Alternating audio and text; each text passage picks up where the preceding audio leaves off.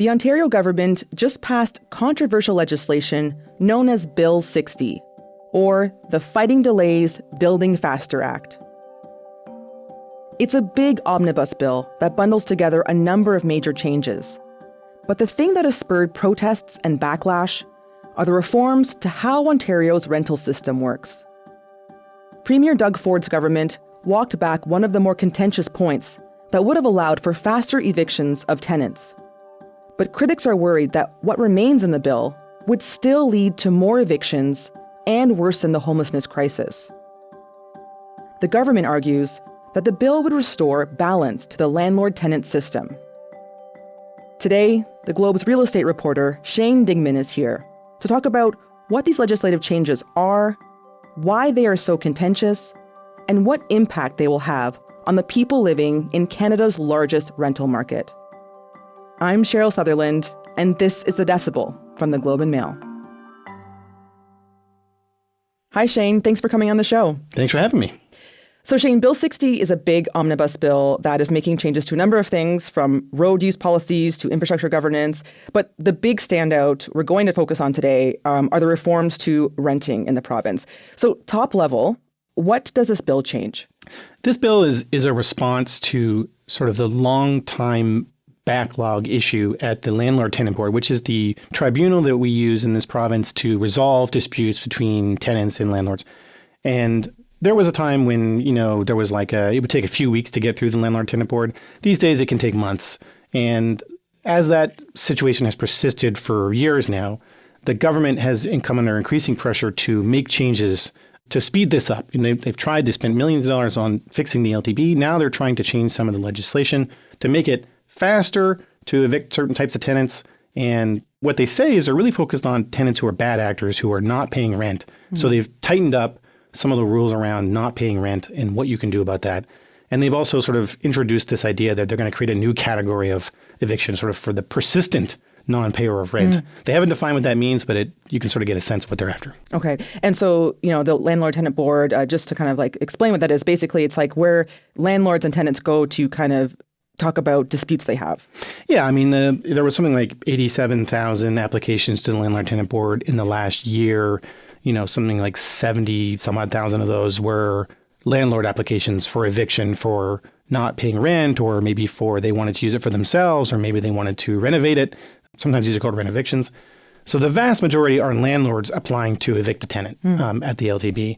And it is a quasi-judicial tribunal. So there's an adjudicator, and then there's the parties, the tenant and the landlord. Sometimes they're allowed to have counsel, although it's not required. So a lot of paralegals work in the LTB.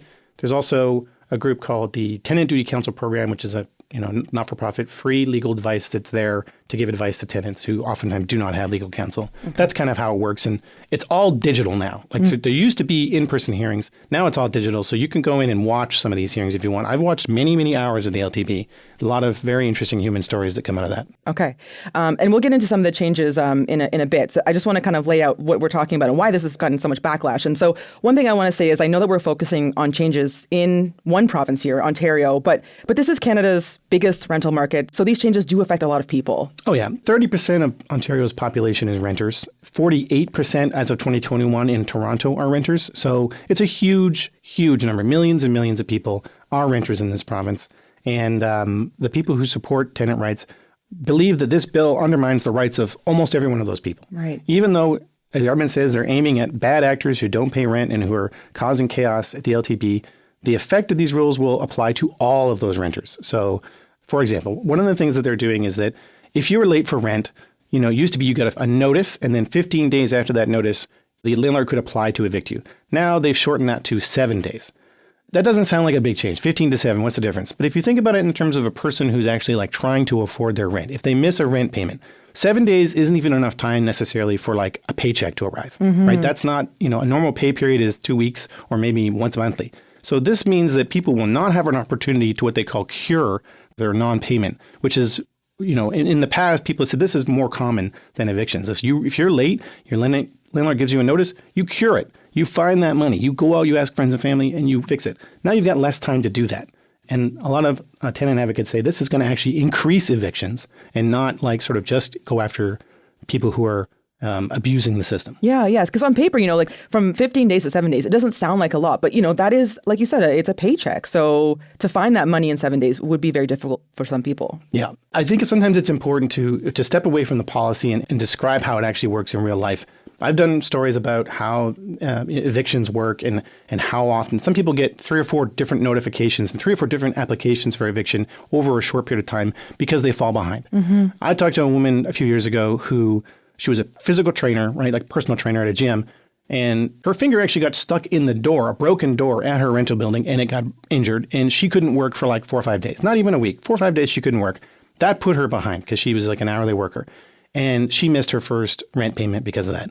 And it took her months to catch up. And if you think about that, that's the kind of thing that the LTB is there to explain. You go in and you say, listen, I got injured. And it's not because I'm a bad person. I'm not trying to pay my rent. I got hurt. I only have so many hours I can work. And the adjudicator is the human in this system who's supposed to say, I hear what you're saying. Maybe we can work something out. Maybe we can mediate. The problem with what the government has done in Bill 60 is that they have now changed the rules on what you can say in your defense if you are brought in on a non-payment of rent application, unless you pay 50% of the rent you owe to the landlord before the hearing begins. So you can't defend yourself and say, I got hurt, unless you pay 50% of the rent owing. Well, you might not have an extra 50% of rent, right? Like you might be still trying to catch up. Mm-hmm. Now you can't describe that situation to an adjudicator under these new rules. It's a real problem for access to justice, as is described to me by these tenant duty council people who see every hearing in the province.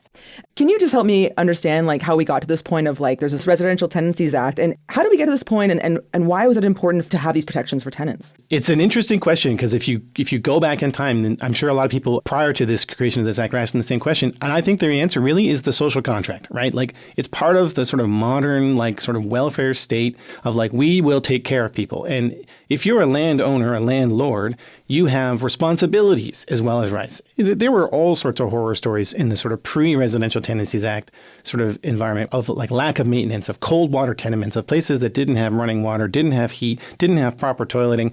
This was a commonplace, not a known thing. Now, tenants can demand, like if they're going to be paying rent to a landlord, there's a deal there. You're going to provide me like a livable place. Mm-hmm. And that means they can apply under the RTA LTB for like maintenance issues. You got to replace my windows or you got to replace my door, things like that. And if you go to the LTB, you'll see sometimes these matters come up. It's not as often as evictions. It's about $2,000 a year of tenants saying, hey, my landlord's not fixing my unit. I've got snow flowing in underneath the door and we need something to happen here.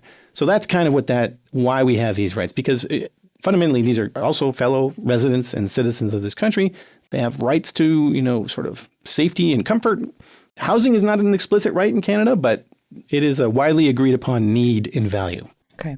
Part of the reason we're talking about this today is that there's been a lot of backlash about some of the changes to the rental system. And there was protests at Queen's Park. I've seen lots of negative attention on my social media account. This did result in the government walking back portions of the plan. But there's still a lot of other things that are in the bill that will impact tenant rights. Let's walk through some of these changes. So one of them is around evictions for personal use or renovation. First, can you explain what that usually looks like? Right. And this is an interesting one because this is an example of the Ford government actually walking away from something that it introduced. A few years ago, we at the Globe noticed there was a rise in these own use evictions, which is essentially I own a unit, but I now need to move in for reasons of whatever. And sometimes it was like my son needs to use it. But anyways, there was a lot of these kind of like applications to get people out of units and to move their family in. A lot of them were in bad faith. And what we mean by that is that they were evicting those tenants not because their son or mother wanted to move in, but because they wanted to reset the rent, right? Mm-hmm. We have this thing in Ontario called vacancy decontrol, where when a unit becomes empty of a tenant, you can reset the rent to whatever you want if it's a rent-controlled unit.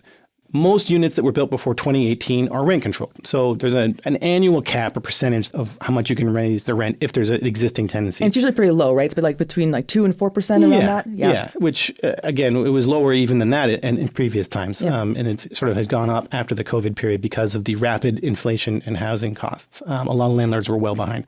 So this new regime of vacancy decontrol, because it wasn't always here. It was, again, sort of a Mike Harris innovation to roll over tenancies.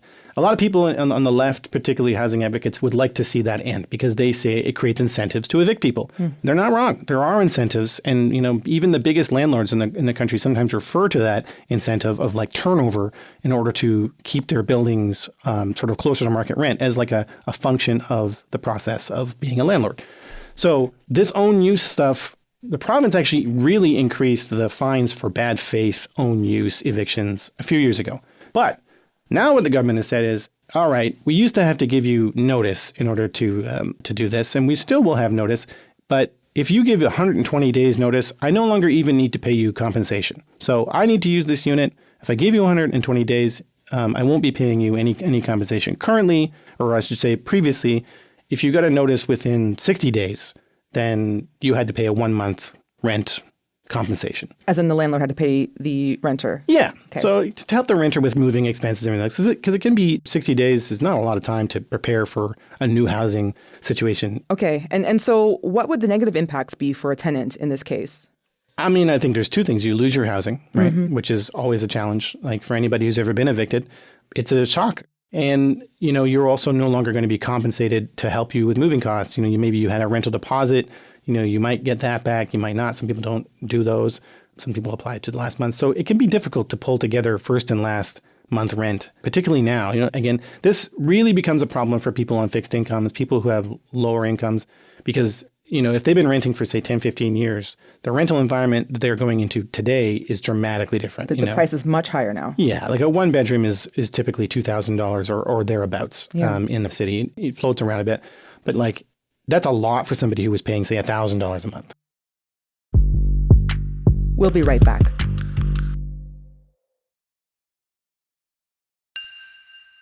If we look at all the changes that Bill 60 is putting forth, what kind of impact could this have on the rental market?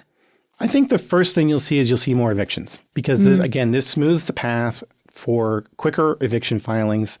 And, you'll see that there's now fewer rights of recourse. The government has also limited the kinds of things you can appeal to a broader bank of adjudicators for. So right now, if you have an adjudicator makes a decision about an eviction, you think it's unfair, you can ask the board to review it, and they'll appoint other adjudicators to say, this adjudicator made a mistake. The government has created a process now where they can create new rules for what can be reviewable by that, LTB review appeal panel. If you don't have that sort of as of right as a tenant, then you're going to have to take it to the divisional court, right, which is the regular court system, and that takes years to get any answer out of. So it's potentially a real problem for that. So I think you'll see more evictions, and you'll see more evictions that maybe have procedural problems stand and not be reviewed. And I don't know what that does long term to the rental market per se, like in terms of dollars and cents. But again, landlords, and I should say not all landlords, but small landlords in particular have been advocating for these changes because for them, the quicker somebody is out, the quicker they can get somebody else back in, and they can try to recover some of the lost rent. For small landlords, some of these rent bills get huge, $38,000, $50,000 of owed rent for like a 6-month wait at the LTB. That's a disaster for those people. They'll never collect that. So those are the sort of extreme cases. But this new process will mean that those people have a chance to get back out and start getting more rent into their units sooner. Yeah. You talked about evictions here. How big of a problem are evictions in Ontario? We know that we have a housing crisis, of course, but if we're looking at evictions, is it a big deal? Is it really happening a lot? Oh, yeah. For non-payment of rent, there was something like 50,000 applications a year in the province for that kind of eviction. Wow. This bill also is going to hire more sheriffs, which, we think of sheriffs, from maybe in the United States with their cowboy hats and everything. But in Ontario, a sheriff is the person who actually evicts you if you get evicted. The landlord doesn't do it. The police won't do it. What happens is that once you get an eviction order, you have to go apply to the Ministry of Attorney General to get a sheriff to come. They'll knock on the door and all your stuff has to be out that day. Wow. And we just know from research that more evictions means more homelessness. That's just true. Every jurisdiction that's ever studied it. If you have more evictions, you're going to have more homeless people because not everybody can bounce back right away. Wow. Yeah. I have a stat here that in Hamilton, Ontario, there was actually a 983% increase in evictions for repairs/renovations from 2017 to 2022. So that's just one stat, but that just gives you a sense of how high the increase is when it comes to evictions. Yeah, and renovations in particular in Hamilton, there's been a number of large providers of housing that have renovated big chunks of those buildings. And those renovations, You can argue about what the point of them are. In some cases, it's about making space for laundry and units, which more people want. Yeah. But in other cases, it's just people describe it as like just kind of gussying up the units to make them more valuable for the landlord. And then, ideally, you're supposed to be offering a tenant opportunity to come back into a unit you've renovated. But that is rarely actually done. We've actually had a very high-profile case where the LTB found that a landlord had deliberately not brought back the people that had been evicted, but there was no recourse available. Like they had to pay a fine, but those people still did not have their housing back. So the argument from the Ontario government is that there needed to be a rebalancing of the landlord-tenant system. And I've heard the argument that the system skewed more in favor of tenants. Is this true? I think what really happened when landlords say skewed in favor of tenants is that the LTB was broken by Doug Ford's government. Okay. And I'm not just saying that on my own. That is the conclusion of the Ombudsman of Ontario and the Auditor General who have looked at these things over the years. When Doug Ford was elected in 2018, he didn't reappoint a bunch of LTB adjudicators for a long time, for I think it was in 6 or 8 months. And eventually, what was like a 12,000 sort of case backlog became a 22,000 case backlog. And then by 2019, that was up to 30,000-ish type cases. And then by 2023, there were 53,000 cases in the backlog, right? So every year that would end, 53,000 cases had not been heard by the LTB, right, on their books, active cases. That was a disaster. That meant that it was 8-9 months, a year oftentimes to get matters heard at the LTB. Even in the case of a landlord fully in their rights, the tenant is with the so-called professional tenant who has been ripping them off. They had no ability to deal with that tenant because the Landlord Tenant Board couldn't hear their case. So that's a real problem. And that does make landlords feel like they can't get justice. And I understand why they would feel that the system is skewed towards tenants because, again, you can't do an eviction any other way but through the LTB, or if the tenant agrees, right? The tenant always has the option to just agree to be evicted, something called the N11, which is where you agree, and there's no need for the LTB. But the reality is that it actually takes longer for tenants to get their matters heard. It's usually twice as long for a tenant matter, say, on maintenance to be heard than a landlord matter on an eviction. So the system isn't really skewed against landlords. Again, landlords are the vast majority of the people who fill the LTB. It's their applications that are creating this backlog. But the procedural rights that tenants have give the impression when the system is broken that they have an unfair hand. And so what you're saying here is that this backlog is because of the Ontario government, the Ford government. Absolutely. Yeah. No, and they have spent millions of dollars trying to fix the problem, and they've actually made some progress. The backlog is now about 35,000. So, we're back to, say, 2019 type level backlog, which is still a disaster for a lot of landlords. It still takes months in some cases. Everybody can agree that the LTV needs fixing. I think what tenant advocates would say is that you may actually be pouring fuel on the fire here because this speeding up of evictions will create more eviction applications. So if you're trying to clear the backlog, you don't want to add a lot more eviction applications. You want to make it easier to move to eviction. That's what they've done. Are the provisions of Bill 60, are they actually going to improve things at the LTB? I don't see how. I wish I could say that there is a clear path in the government's logic that would show how they're going to solve this problem. The bigger thing that they're doing is to have more adjudicators. But, I've spoken to the Tenant Duty Council and the government about these things in the past, and they disagree fundamentally about something that happened during the COVID sort of period, which was that government stopped doing in-person LTB hearings. They stopped doing that entirely. They went entirely digital. And the goal was it was going to be more efficient. You can do more hearings. But it has been the opposite. They almost always overschedule these hearings on the assumption that tenants won't show up. And then tenants do show up and they don't have enough time. So things are held over and delayed over and over and over. This scheduling issue seems like a solvable issue. It has never been solved. And the government continues to believe that digital only is the way to go. Don't want to have in-person hearings. But again, people who have worked in the system for a long time say that when you were in person, you brought back some of that humanity. You brought back the landlords and the tenants actually talking to each other, and they could maybe make an agreement. Because fundamentally, landlords want to get paid their rent, tenants want a place to live. That's the deal. This is a relationship that's about exchange of money for shelter.